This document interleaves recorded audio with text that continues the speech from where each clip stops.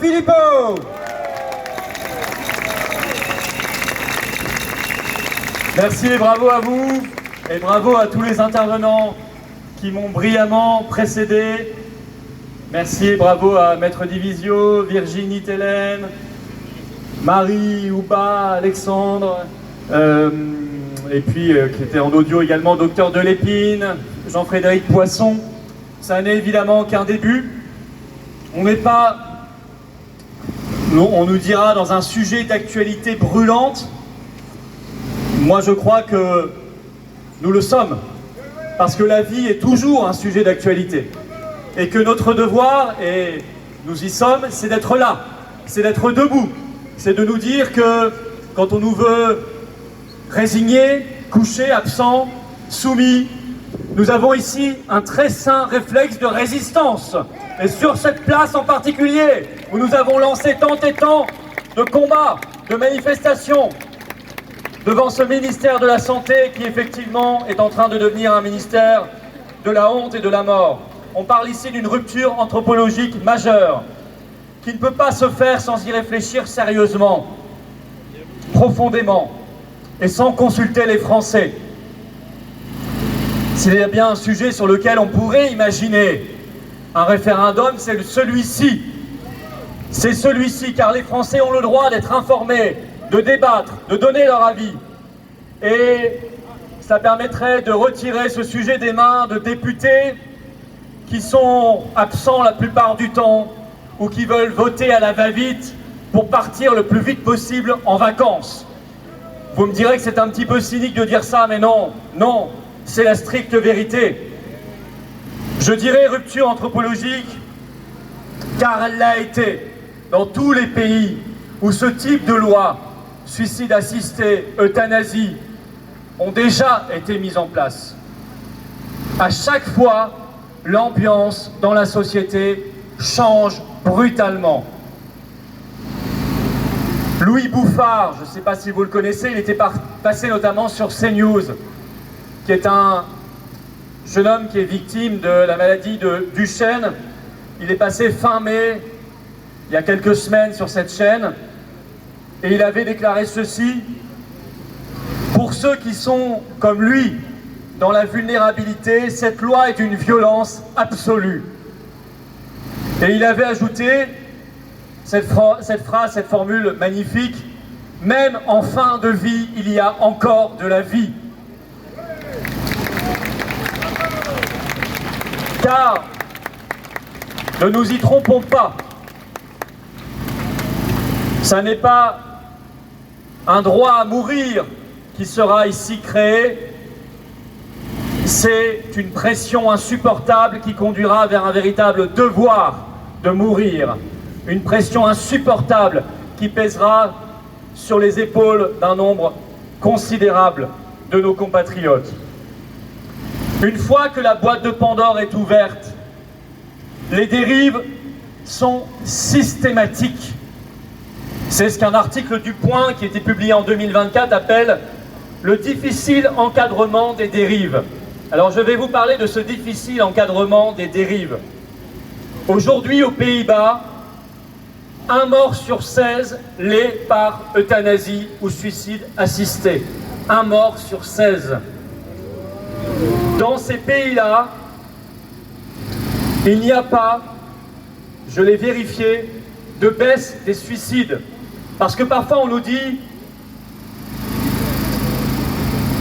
les gens au moins arrêteront de boire du détergent, de jeter sous un train ou de se pendre ou de se tirer une balle dans la bouche et le feront entre guillemets proprement, de manière encadrée.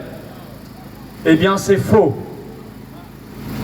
L'injection ne remplace pas la pendaison, elle s'ajoute à la pendaison. Ce sont des morts en plus. Il n'y a dans ces pays-là aucune baisse du taux de suicide. Je le dis et le redis car c'est un faux argument qui est mis dans le débat public et nous devons l'en chasser. Nous devons rectifier les choses. De la même manière, les dérives concernent systématiquement un élargissement des populations concernées, avec l'ouverture très rapidement des procédures de suicide assisté et d'euthanasie aux mineurs, aux adolescents, voire aux enfants. évidemment aux dépressifs.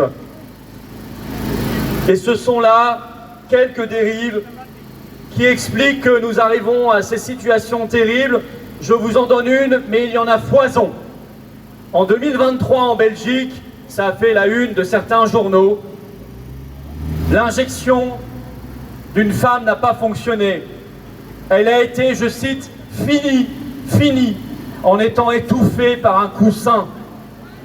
3 soignants étaient sur elle pour finir cette dame étouffée sous un coussin. Voilà où nous en arrivons. On nous présente ça comme le summum de la civilisation. J'appelle ça le summum de la barbarie, mes chers amis.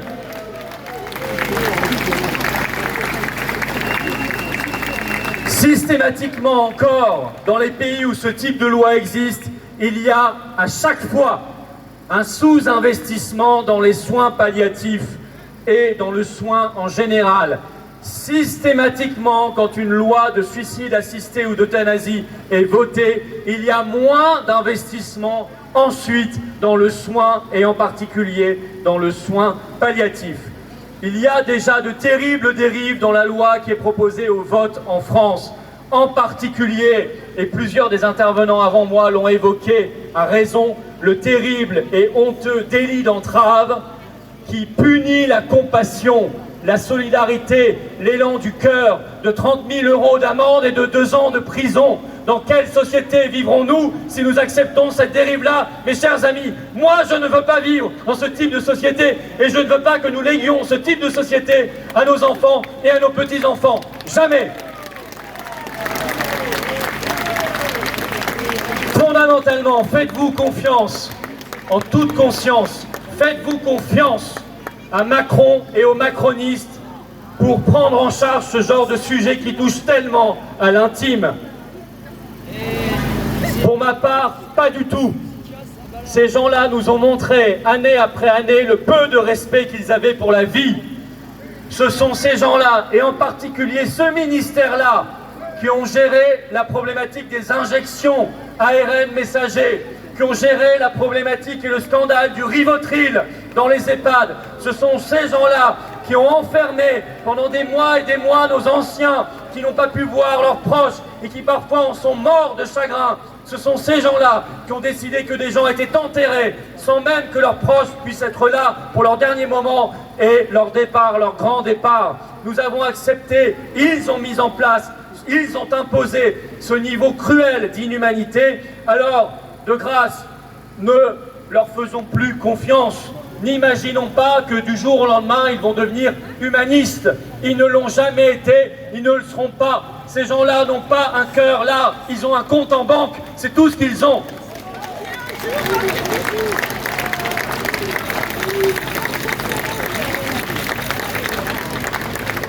Et quand je parle de compte en banque, ne nous étonnons pas de voir les mutuelles derrière cette loi. La MGEN, par exemple, avait publié une tribune dans le JDD en 2022. Je cite un extrait.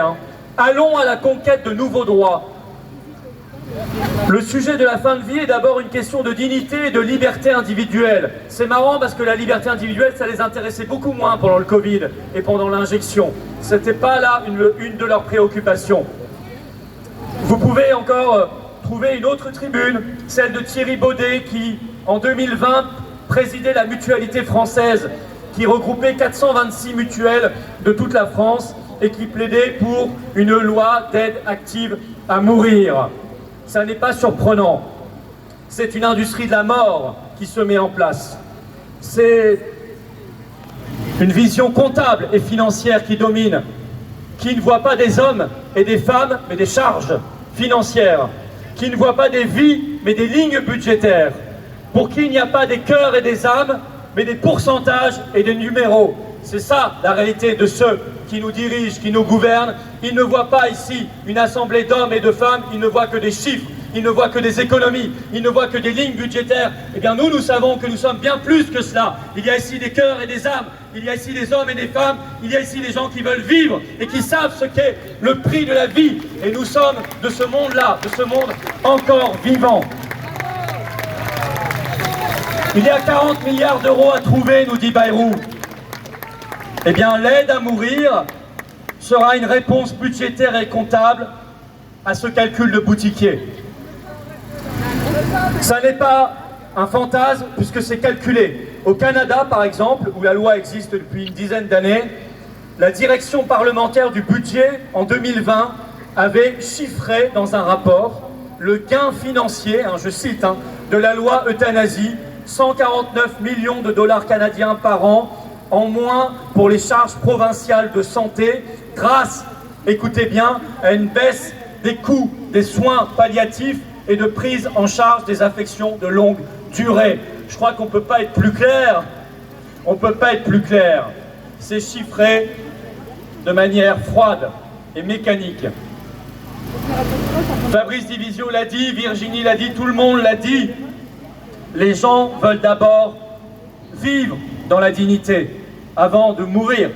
Ils veulent vivre dans la dignité. Et n'importe quel responsable politique avec un P majuscule devrait d'abord et avant tout s'intéresser à permettre à ses concitoyens, à ses compatriotes de vivre dans la dignité. Car aujourd'hui, avec la destruction de l'école, avec la destruction du modèle social, avec la destruction de l'hôpital, avec la destruction de nos libertés, avec la destruction de tous nos cadres de vie, on peut penser à la reconnaissance faciale, on peut penser à tout ce qu'ils mettent comme outil pour nous fliquer, pour nous surveiller, pour nous pourrir la vie.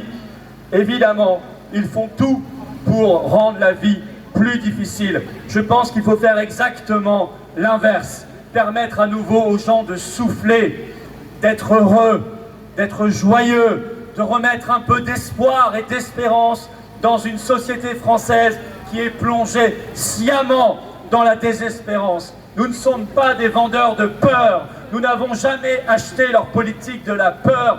Nous sommes ici pour susciter l'espoir, car il n'y a pas d'avenir s'il n'y a pas d'espoir. Et donc il faut créer, bâtir une grande politique de l'espoir et de l'avenir, pas de la peur et de la mort.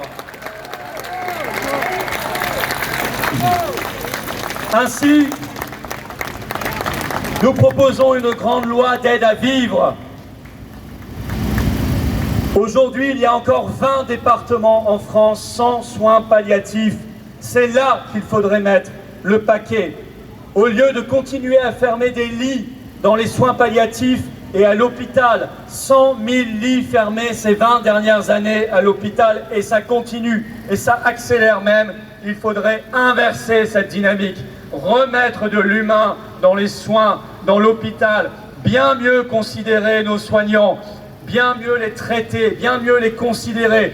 Mais pensez-vous que ce soit ces gens-là qui puissent le faire, puisque je vous rappelle que pendant 2 ans, ces gens-là ont mis à la rue des soignants par milliers dans notre pays qui n'avaient plus 1 centime pour vivre, qui étaient suspendus, comme ils disaient.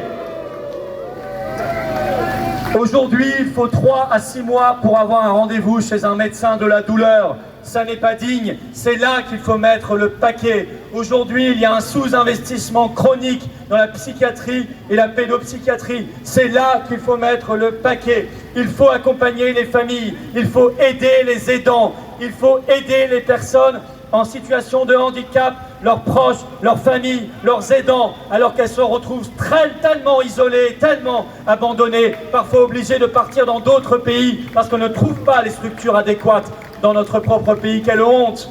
Il faut multiplier les structures d'accueil, il faut investir, il faut remettre au cœur du métier de la, je dirais, de vocation même, car c'est une vocation de médecins et de soignants, cette formule tellement célèbre que vous portez ici pour certains d'entre vous, primum non nocere, d'abord ne pas nuire, d'abord soigner. Un médecin n'est pas là pour tuer, un médecin est là pour soigner. Et ça, il faut le rappeler, le dire et le redire, car je sais qu'énormément de médecins et de soignants sont terriblement choqués par cette loi qui va leur demander de renverser totalement leur manière de concevoir leur métier, la manière dont ils le conçoivent d'ailleurs depuis des siècles et des millénaires. Et évidemment, recréer l'espoir pour tous nos jeunes, sortir de la société du désespoir sans projet, sans lumière, sans avenir. Que les Français puissent avoir le choix sur cette loi qu'elle ne leur soit pas imposée à la va-vite, comme ça, sans vrai débat de fond. Un référendum, je l'ai dit, un grand débat serait très approprié et typiquement, c'est le genre de sujet qui aurait pu être l'occasion, s'il avait existé dans notre pays, d'un référendum d'initiative citoyenne. Voyez l'intérêt du RIC, c'est que ce genre de sujet, nous pourrions le prendre aux parlementaires et nous en occuper nous-mêmes. Vive le référendum d'initiative citoyenne sur tous les sujets. Nous le mettrons dans notre Constitution. En tous les cas, mes chers amis, chers patriotes, chers résistants, il faut se battre ensemble. Le peuple français, il est grand, il est beau, il est libre dans sa capacité à épauler ceux qui en ont le plus besoin dans les moments difficiles de la vie, à déceler en chacun, non pas l'envie de mort, mais le souhait de vivre, l'éclat de vie, parfois très faible, mais quand il est encore là, il faut essayer de s'y accrocher et de ne pas l'éteindre, au contraire, d'y voir l'étincelle qui pourra peut-être allumer la flamme et le brasier de cette vie, de cette joie, de ce bonheur, de cette grandeur d'âme que nous avons le devoir d'aller chercher, de valoriser, de faire prospérer. Je crois fondamentalement que le vrai responsable politique n'est pas celui qui compte, il est celui qui pense que c'est la vie qui compte. Merci à tous. Vive la liberté, vive la résistance, vive la vie et vive la France libre!